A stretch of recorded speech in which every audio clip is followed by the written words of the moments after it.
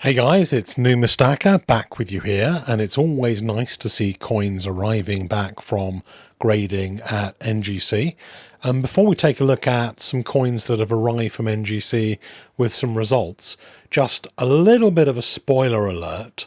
This month there are going to be some interesting new releases from the Royal Mint, and I'll tell you a little bit more about them in the next video. So meanwhile, settle down and we're going to take a look at some of the most recent results, starting with the Jubilee Head. This one's a half crown, 1887. Very nice, clean coin, and I thought it would get a good grade, and of course it did get a good grade. Lots of detail on this. It's not a coin which is too hard to find in good grade, but there's still a lot of nasty worn ones around. 1887, the Queen's Jubilee year. Really nice ornate shield with the garter pattern on the reverse. Really good. This same person put in these other coins as well. So we've got an 1887 MS63 1 shilling. Lots of luster on that coin, really nice condition, not very much in the way of bag marks in the fields, pretty clean really. A lot of these coins, I mean, it's kind of interesting looking at the back of it, isn't it? Because that garter pattern is the same as on the 2017 sovereigns, which were a reincarnation of the pattern from 1817. And it's interesting to see it on that coin as well. If you're a follower of British older milled coins, then the crown, you'll always notice, has a special pride of place. Crowns seem to be very much more in demand and highly prized and highly priced than any other British silver coin.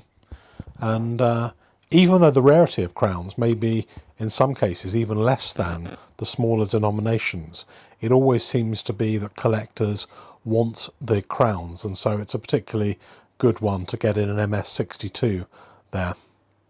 So here you can see the strike on the day plain edge sovereign, also a very, very in demand coin.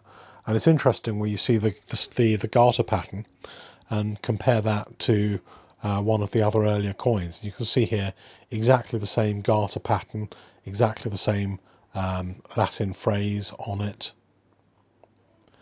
And it's followed through right from 1817 up to 1887 and 2017 with a similar kind of pattern. And that's one of the things I like about older British coins, the continuity that you get. And I really like the classic designs of these coins in a way much more than the stuff which tries too hard to be ultra modern. This particular guy put in 3 of these plain edge sovereigns.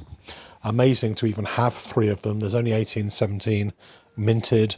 They're in pretty high demand, and they do go for a higher price than the regular sovereign, of which this is one. So you've got the MS69 there for the 5 sovereign, 70s and 69s for the plain edge and regular sovereign. So pretty good grades, and that particular person who submitted these should be pretty happy with these as well. To be honest with you guys, it's not that often that people give me American coins to grade, but it's quite nice that sometimes I get to see American coins. And if you're after American coins, Europe is not a bad place to find them, and you might find raw American coins in Europe more easily and more reliably in some ways than you might find them in the States, where so many coins have already been graded, or if they're raw, they might be detailed coins.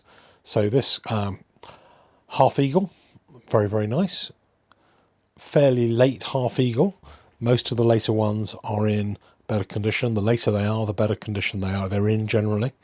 But still 1898, so not quite the turn of the century, and it got a pretty good grade. A coin I really like, but there's a lot of pressure on these older pre-33 coins.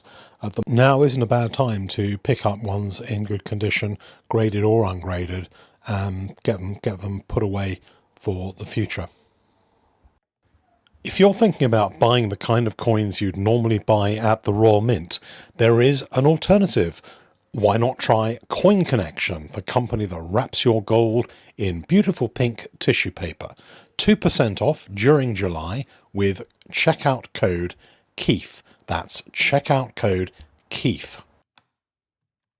As I said at the beginning of the video, there will be some new releases from the Royal Mint towards the end of this month, and that code from Coin Connection could easily be of great use to you in getting a discount even on the pre-launch price for some of these coins. So it's worthwhile visiting the site, getting on the mailing list, and then you'll get the first email when there's all the details for a new release. Okay, so what have we got here? 1855 MS61 shield, pretty nice. To be honest, any shield back in 61 onwards is a good bet as a coin to buy and keep. And anything 62 and 63 is going to be pretty expensive. Sometimes you can pick things up that have been undergraded. You can see here a little bit more luster on the reverse, typical of Australian shieldbacks, where they tend to be very deeply struck on the back, so the shields can be in really, really good condition, even if the obverse is a tiny bit worn. Here's an 1887 Jubilee half sovereign. You saw at the beginning of the video the shilling, the crown and the half crown, and this is the half sovereign from the same set. Lots of luster on the back of this one, but it's still a coin that you can pick up reasonably cheaply, so look out for these coins. You can often find the 1887s in pretty good condition and not incredibly expensive, so they could be one to watch out for and add to your collection. And you can see this one got a 63, which is a pretty good grade. 1891 Austria 20 forint gold coin. Didn't particularly get a wonderful grade, even though there's quite a lot of detail on it. They were obviously kind of trying to weigh out whether it was a mint state coin or an AU coin, and they erred on the side of caution. But it's a good looking coin nevertheless, and a coin. A lot of these particular size European gold coins, I've noticed a lot more of these coming in for grading, whether they're from France, Italy, Germany, Netherlands. All these kind of coins are coming in and being picked up.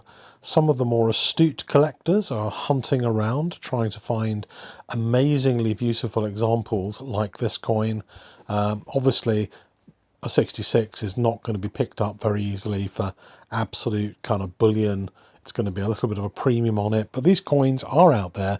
They do exist. Not that many of them have been graded at the moment, and people who are trying to build reasonably priced collections of interesting gold coins are often picking that type of coin for their collection.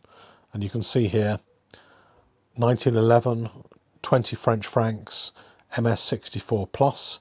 The plus sign is for one that was right at the end of the 64 range, almost to 65 but not quite.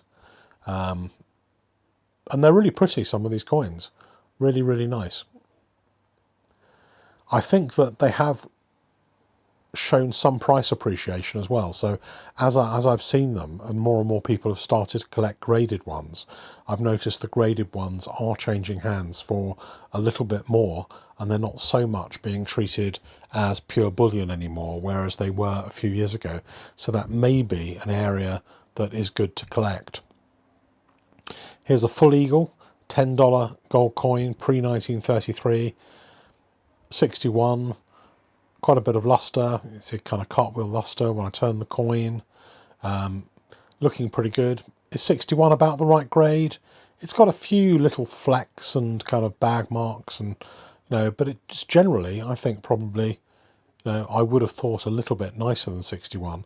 But you see those little underneath the scroll towards the like 1 o'clock, yeah, and over the scroll. those little marks, I think that's what caused it to get marked down from a 62 down to a 61. 1908, 65 plus, which is extraordinarily high. It's a really fresh, minty looking coin, and you can see when you look at it close up, you can see exactly why it got the high grades. And 65 plus, 66, 66 plus, I mean, they're pretty good numismatic grades for what is essentially a fairly common bullion coin in lower grades. So absolutely worth watching out for the best of these coins. So the person who put these in, it was the same person for all these French coins. They did really, really well, and they're to be congratulated on their choice of coins to submit, well above average in terms of the grades that they got for those coins. And you can see here it just goes on. So another 65 plus. I think there were, what, 2 65 pluses and 1 65, which for one small, submission of a few choice coins is actually really, really good. Last one in the box, not quite so good. 2000 Reis Portuguese coin, a little bit older, and clearly it's kind of a tiny bit more of a worn coin. But still very nice, and very nice to have in collection, and not one you see come up quite so often, a little bit more unusual. So I hope you like that. There will be another video, certainly, very, very shortly, of the rest of this mega results. Please watch out for that. Watch out for some interesting modern coin arrivals. Please like, subscribe, and as usual, let's have your comments, which everyone loves to read.